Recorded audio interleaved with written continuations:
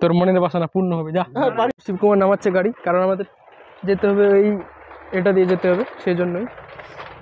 তো গাইস আমরা এখন যাচ্ছি এই অনেকদিন পর ধারার মধ্যে বাসের ব্রিজ গাইস। তো আজকে সকাল সকাল আমাদের প্ল্যানটা একদম গেল। তো আজকে আমাদের যাওয়ার কথা ছিল ইস্কন মন্দির, আর আমরা এখন ঘুরছি বাসের ব্রিজে। বান্দর মানুষের ভালোবাসা, রাস্তাঘাট একদম নদীর মোহনায় এখন পড়ে আছে। আর এখন হয়তো এই গানটা শুট হয়েছিল এখানে, বালিতে তোমার নাম লিখে দিলাম, সেই বালির আর নামের লেখা এখনো আছে, দেখতে পাচ্ছ। আমি তোমাদেরকে জুম করে একটু দেখাচ্ছি, দেখতে পাচ্ছ কি যেন লিখেছে, ওইদিকে একটা আছে R+P কি এটা নদীটা।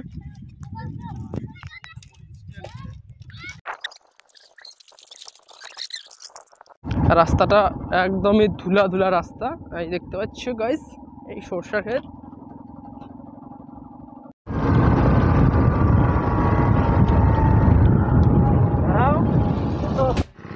তো হ্যালো গাইস, নতুন একটা ব্লগে তোমাদের স্বাগত জানাই। তো আজকের ভিডিওটা সকালবেলা আমি বেরিয়ে পড়েছি আমাদের একটা ডেস্টিনেশন, যে জায়গায় একটা রাজবাড়িতে যাচ্ছি। কোথায় রাজবাড়ি যাচ্ছি ভিডিওটা দেখলে তাহলে বুঝতে পারবে। চলো জার্নিটা শুরু করা যাক। দেখতে পাচ্ছ আমাদের আজকে এই শিবকুমার।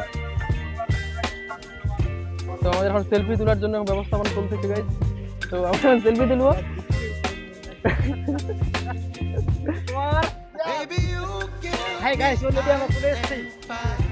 তো আমাদের যে জায়গায় এখন 12 টাকা যাওয়ার কথা, এখন ওখানে আমাদের মোটামুটি এখান থেকে অল্প রাস্তা, তার জন্য আমরা এখন বেশি টাইমটা কাটাচ্ছি এখানে, অনেকজন ছবি তুলতেছি। তো আমি এখন ছবি তুলতে এখানে ছবি তুলতে চলতেছে আমাদের বাইক টাইক নিয়ে, একদম সেই পোস্ট তুলবে একদম।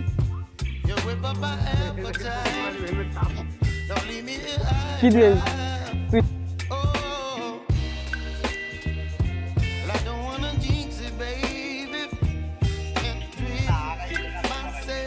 এই যে আমাদের ক্যামেরাম্যান গাছের ফাঁক দিয়ে ছবি তুলে টেনে নিয়ে আসছে ক্যামেরা।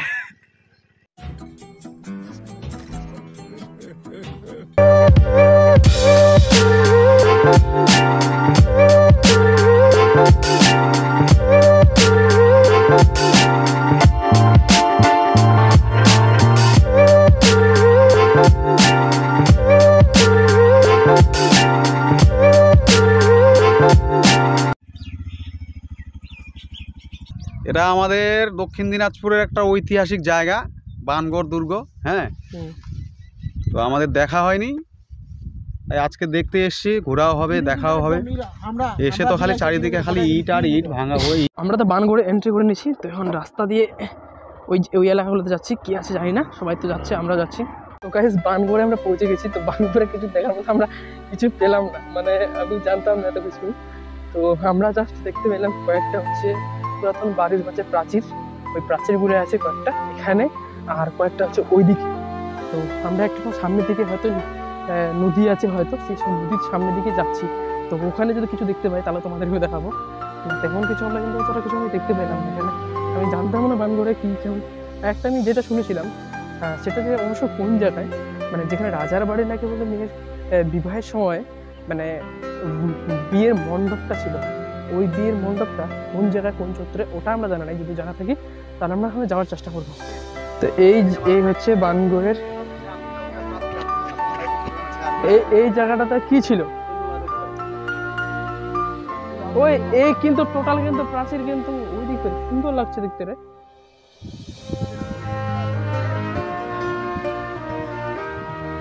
ফাইনালি আমরা অনেক খোঁজাখুঁজির পরে পেয়েছি আমাদের মেন ডেস্টিনেশন। এখন শিবকুমার, এখন শিবকুমার ধরতে পারছিস তুই? ক্লিয়ার, কোনো ভেজাল নাই তো।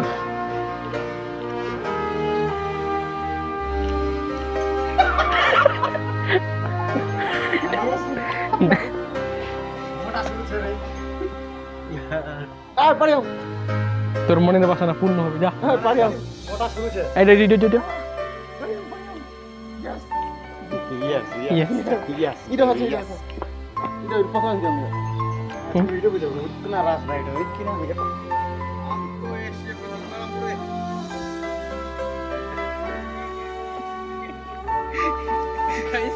আমার কিন্তু হচ্ছে না জিনিসটা, অসম্ভব, বেশি মোটা। তো গাইস আমি এখন আসছি গঙ্গারামপুর বানগড়ের এই জায়গাটা আমরা খোঁজার জন্য, মানে এই জায়গাটা ছিল বলে বিয়ের মণ্ডপ, রাজার মেয়ের বিয়ের মণ্ডপ। তো এই জায়গাটা আমি পুরো ডিটেলস তোমাদেরকে গুগলে সার্চ করে দেবো, তোমাদেরকে বলবো। তো আমরা এখানে আসছি অনেক খোঁজাখুঁজির পর, এই 4টা পিলার দেখার জন্য অনেক দিকে ঘুরে ঘুরে আসছি। তো ঠিক আমরা এখন রাজবাড়ির এই প্রান্তটাতে আসি, যেখানে সবাই ছবি তোলার জন্য একদম ছোটো ছোটো একদম, কিন্তু এখন মানে জাস্ট ইটগুলো আছে, আর মোটামুটি এখন প্রাচীর মানে আছে জাস্ট, হলে আর কিছু মতো নাই। তাছাড়া উপরে যে ইয়ে জিনিসগুলো সব কিন্তু নাই, কিছু নাই, খালি জাস্ট এখন প্রাচীরগুলো খালি আছে।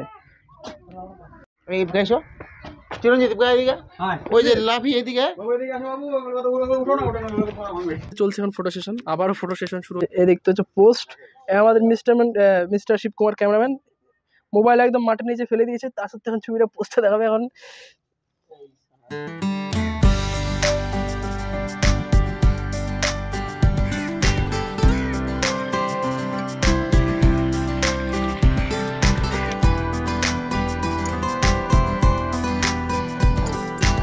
তো আমরা এখন খেতে চলে আসছি এই হোটেলে।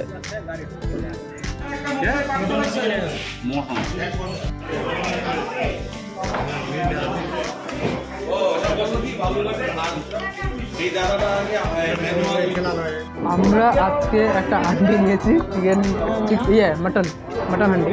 তো 140 টাকা হচ্ছে ইয়ে, আর এটুকু হচ্ছে এরকম আর কি 2টা আর কি মাটন।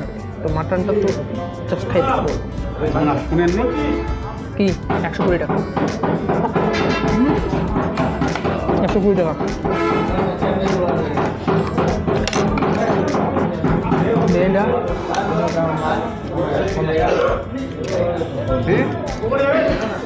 ঠিক আছে, মাটনে পালা টাকা একটু হালকা শক্ত আছে, কিন্তু এটা ঠিকই আছে, একটু ড্রাই লাগছে।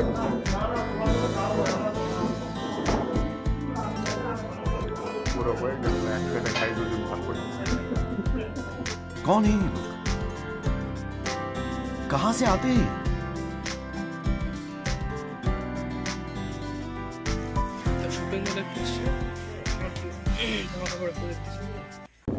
তো ভিডিওটা এতটুকুই ছিল। যদি তোমাদেরকে ভালো লাগে থাকে তাহলে অবশ্যই আমার পেজটাকে ফলো করে দাও সন্দীপ বং, আর ইউটিউব চ্যানেলও সন্দীপ বং, গিয়ে চেক আউট করতে পারো। আর তোমাদের ভালোবাসা খুব মজা লাগতেছে, এখন অনেক ভিউ হচ্ছে ভালো।